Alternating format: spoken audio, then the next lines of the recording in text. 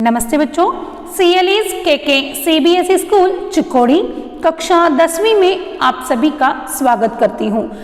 आशा करती हूँ कि आप सब लोग ठीक और स्वस्थ हो। तो बच्चों, पिछले क्लास में हमने देखा है कि अब्दुल कलाम जी का जीवन कैसा था, उनके जीवन में किन किन लोगों का प्रभाव पड़ा था। वो कहते हैं कि उनके माता पिता थे, उनका आदर्श तो उनके साथ ही था। वो हमेशा अपने पिता का आदर्श लेकर आगे बढ़ना चाहते थे। वो कहते हैं कि मेरे माता पिता एक आदर्श दंपति थे और उनका एक साधारण सा कदकाठी वाला में एक उनका बेटा था। उसी के साथ वो क्या कहते हैं कि उनके जो पिताजी हैं और जो रामेश्वरम के पक्षी लक्ष्मण शास्त्री यानी कि रामेश्वरम के मंदिर के पुजारी जो हैं, ये दोनों दोस्त थे और इन दोनों की जो आध्यात्मिक चर्चा है वो हमेशा मैं सुनता था। और एक दिन मुझे पिताजी से मैंने एक बात कह डाली कि नमाज क्या होता है, नमाज क्यों करना चाहिए। तो उनके पिताजी कहते हैं कि अगर हम नमाज करते हैं तो हम एक ब्रह्मांड का हिस्सा बन जाते हैं, जिसमें हम वहाँ पर कोई भेदभाव नहीं रखते, क्योंकि भगवान किसी में भेदभाव नहीं करते। जब भगवान का हम जाप करते हैं, नाम का जाप करते हैं, तो हम उस भगवान के ही हो जाते हैं, जिसमें ना ही हम दौलत को देखते हैं, आयु को देखते हैं, ना ही जाति धर्म को देखते हैं। सिर्फ भगवान के चरण में हम समाहित हो जाते हैं। उसी के साथ अपने पिताजी की दिनचर्या के बारे में भी वो बात करते हैं। सुबह 4 बजे से ही उनकी दिनचर्या शुरू होती है, फिर वो नमाज करते हैं, उसके बाद वो क्या करते हैं, नाश्ता करने के लिए आते हैं। साथ ही वो कहते हैं कि एक ठेकेदार जो है, जो कॉन्ट्रैक्टर है जलालुद्दीन, उसी के साथ वो क्या करते हैं, नौका बनाने का काम भी शुरुआत करते हैं। और जो जलालुद्दीन है वो आगे जाकर उन्हीं के बहन का पति बन जाता है, यानी कि जोहरा का पति होता है, यानी कि अब्दुल कलाम जी का जीजा। ठीक है, तो वो दोनों मतलब आगे जाकर क्या हो जाता है, अब्दुल कलाम और जलालुद्दीन में गहरी दोस्ती बन जाती है। वो अब्दुल कलाम कहते हैं कि एक दिन क्या हो जाता है, अचानक से समुंदर में तूफान आ जाता है और वो वहाँ देखते हैं कि इनकी पिताजी की बनाई हुई नावें, साथ ही साथ वहाँ के लोग, उनके घर, और जो पाम्बन बीच पर पाम्बन पुल था वो भी टूट गया, उसके ऊपर जा रही ट्रेन थी वो भी दुर्घटनाग्रस्त हो गई। वो कहते हैं कि अचानक से इतना उस अनियंत्रित ऊर्जा को मैंने जो देखा, जो नियंत्रित नहीं थी, जो सब अस्त व्यस्त कर रखी थी, इसको देखकर मैं हतबल रह गया। वो कहते हैं कि आगे जो जलालुद्दीन है वो मेरे अंतरंग यानी कि एक पक्के दोस्त बन गए। उनके साथ वो बैठकर घंटों चर्चा करते थे आध्यात्मिक विषयों पर। उसी के साथ कलाम जी को जो बाहर एक दायरा, सीमित दायरा छोड़कर बाहर आने के लिए कौन प्रोत्साहित करता है, जलालुद्दीन। तो जलालुद्दीन सिर्फ उनके बहन के पति नहीं थे, तो लेखक यानी कि अब्दुल कलाम जी के दोस्त भी थे। वो कहते हैं कि मैं हर तरह से, मतलब जो अब्दुल कलाम को हर तरफ की मदद यानी कि हर तरह का जो शिक्षा होता है वो देने की कोशिश किसने की है, जलालुद्दीन ने की है। अब्दुल कलाम ये भी कहते हैं कि जलालुद्दीन पर मुझे बहुत गर्व था, क्योंकि वो अकेले एक ही थे जो रामेश्वरम में अंग्रेज़ी जानते थे, अंग्रेज़ी बोलते थे, और उनके जितना एजुकेटेड भी कोई नहीं था। तो इसीलिए अब्दुल कलाम अपने जीजा के ऊपर बहुत गर्व करते थे, क्योंकि उनके जीजा जो है उनको शिक्षित व्यक्तियों के बारे में बताते थे, वैज्ञानिक खोजों के बारे में बताते थे, वहाँ तब का जो समकालीन साहित्य है उसके बारे में चर्चा करते थे, साथ ही साथ मेडिकल साइंस के बारे में भी वो चर्चा करते थे। इसी के बाद क्या हो गया, अब्दुल कलाम जी के मन में भी एक चिकित्सा यानी कि उनके मन में भी एक इच्छा जागृत हुई कि क्यों ना हम भी आगे बढ़ सकते हैं, और वो जलालुद्दीन की मदद से अब्दुल कलाम जी आगे बढ़ गए। आगे कहते हैं, देखिए बढ़ने से पहले एक अच्छा छोटा सा कोट है, देखिए बच्चों, एक अच्छी पुस्तक 1000 दोस्तों के बराबर होती है, जबकि एक अच्छा दोस्त एक पुस्तकालय के बराबर होता है। देखिए, जब हम पुस्तकें पढ़ते हैं तो हम उसमें इतना खो जाते हैं, जो बहुत नॉलेज मिलता है हमें। तो अब्दुल कलाम कहते हैं कि एक पुस्तक जो है वो 1000 दोस्तों के बराबर होता है। उसमें हमें बहुत नॉलेज मिलता है पुस्तकों में, लेकिन एक अच्छा दोस्त एक पुस्तकालय के बराबर होता है। जो कि वो किसके बारे में कहते थे? जलालुद्दीन के बारे में। वो हर समय हर बात में जलालुद्दीन उनको अलग अलग विषयों के जानकारी देते रहते थे, और वो ऐसा ही दोस्त था। वो इसीलिए लेखक कहते हैं कि एक अच्छा दोस्त एक पुस्तकालय के बराबर होता है, यानी कि एक पुस्तकालय में हजारों पुस्तक होते हैं। हम एक पुस्तक में हजारों दोस्त ढूंढने जाते हैं, लेकिन हमें एक अच्छा दोस्त अगर मिलता है तो वह एक पुस्तकालय के जैसा, यानी कि एक लाइब्रेरी में जितने पुस्तक होते हैं उससे बराबर है वो, है ना। तो देखिए आगे देखते हैं। मेरे बाल्यकाल में मैं पुस्तकें एवं दुर्लभ वस्तु की तरह हुआ करती थी। हमारे यहाँ स्थानीय स्तर पर एक पूर्व क्रांतिकारी या कहिए एक उग्र राष्ट्रवादी STR मानिकम का निजी पुस्तकालय था। उन्होंने मुझे हमेशा पढ़ने के लिए उत्साहित किया। तो देखिए मेरे बाल्यकाल यानी कि चाइल्डहुड में पुस्तकें एक दुर्लभ, उनको पुस्तकें मिलते नहीं थी, ज़्यादातर पढ़ने के इनकी चाह रही थी, फिर भी उनको पुस्तकें मिलती नहीं थी। यानी कि एक दुर्लभ, जो न मिलने वाली वस्तु होती है, देखो जो दुर्लभ कहा जाता है उसे, ऐसी वहाँ तब के काल में पुस्तकें थी, तब पुस्तकें पढ़ने के लिए नहीं मिलती थी। लेकिन हमारे यहाँ स्थानीय स्तर पर एक पूर्व क्रांतिकारी या कहिए उग्र राष्ट्रवादी, यानी कि जहाल नेता जो रहते हैं, उग्र राष्ट्रवादी का अर्थ होता है जहाल नेता जो होता है। देखिए ऐसा नेता जो लेखक के काम आया, यानी कि अब्दुल कलाम जी को वो हमेशा बोलते थे कि हमारा पुस्तकालय है, यानी कि लाइब्रेरी है मेरे घर पर, तुम जब चाहो आओ, जब चाहिए तुम पुस्तक पढ़ सकते हो। तो यहाँ पर दो चित्र दिए गए, देखिए बच्चों, जो ब्लैक एंड वाइट है। ये जो पहला चित्र है वो STR मानिकम का घर है। यहाँ कॉर्नर में उनका फोटो भी दिया गया है। तो ये जो है घर STR मानिकम का घर है, जहाँ अब्दुल कलाम उनके घर में पुस्तक पढ़ने के लिए जाते थे। और यहाँ एक चित्र है जो उनका ग्रंथालय, यानी कि उनका पुस्तकालय, लाइब्रेरी, हाँ, जिसमें बहुत सारे पुस्तक पढ़े हैं। तो लेखक यानी कि अब्दुल कलाम इसका उपयोग करते थे। ठीक है, आगे देखिए एक कोट है अच्छी, मतलब देखिए जीवन में कठिनाइयाँ हमें बर्बाद करने नहीं आती हैं, बल्कि यह हमारी छुपी हुई सामर्थ्य और शक्तियों को बाहर निकालने में हमारी मदद करती हैं। कठिनाइयों को यह जान लेने दो कि आप उससे भी ज़्यादा कठिन हो। बच्चों इस कोट से आप समझ सकते हो, क्या समझ में आता है आपको? आप भी सोचो कि जीवन में कठिनाइयाँ यानी कि प्रॉब्लम्स जो होते हैं हमें बर्बाद नहीं करने आती।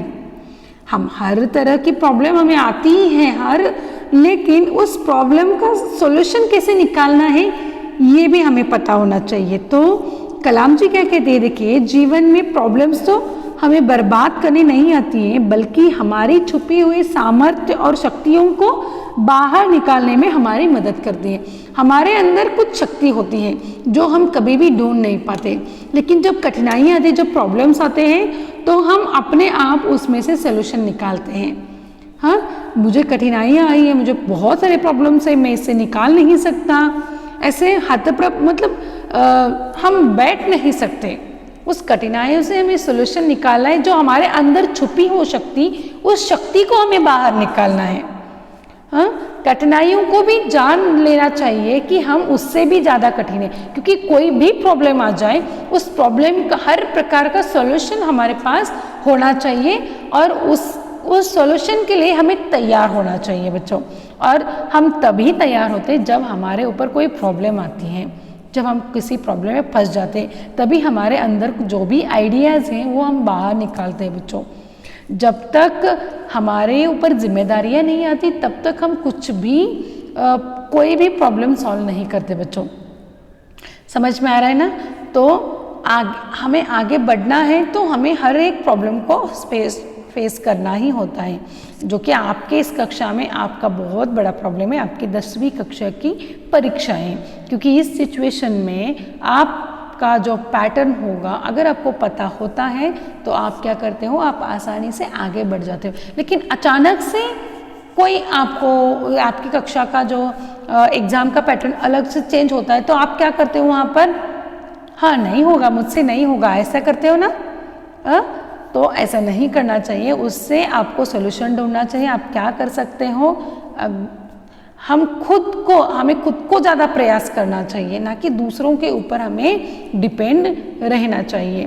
तो यहाँ पर इस कोट को देने का उद्देश्य है कि अब्दुल कलाम ने किस प्रकार की कठिनाइयों से जूझते हुए एक आगे जाकर राष्ट्रपति बने।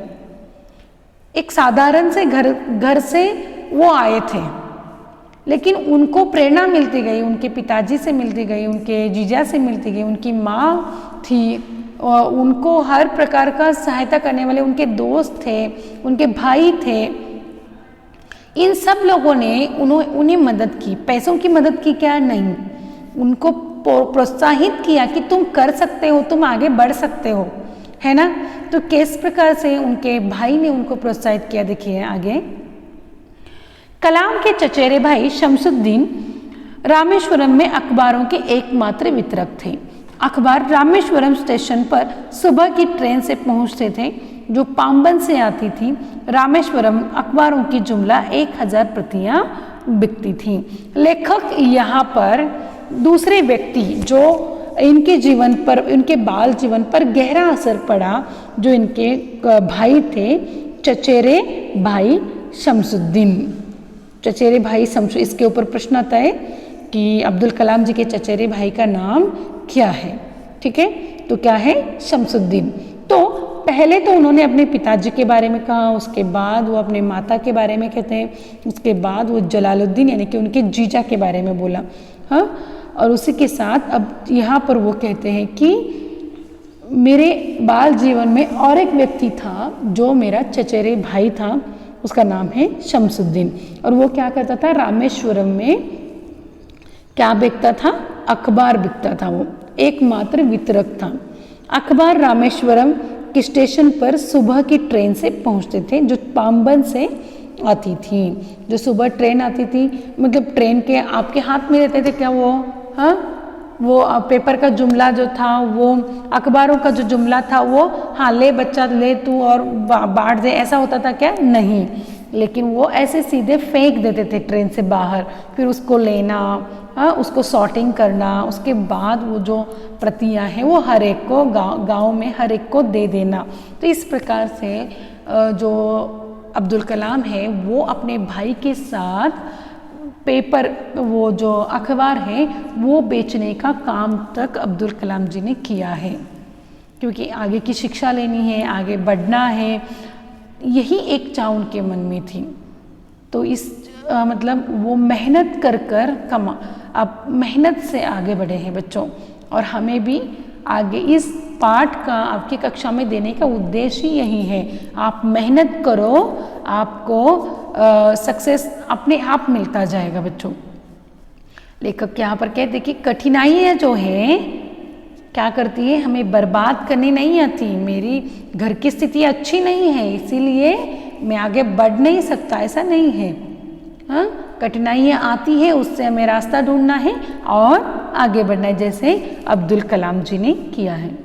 ठीक है बच्चों, आगे देखिए अब्दुल कलाम और 3 लोगों के बारे में बताते हैं। देखिए यहाँ पर, बचपन में मेरे 3 पक्के दोस्त थे, रामानंद शास्त्री, अरविंदन शास्त्री और शिव प्रकाश।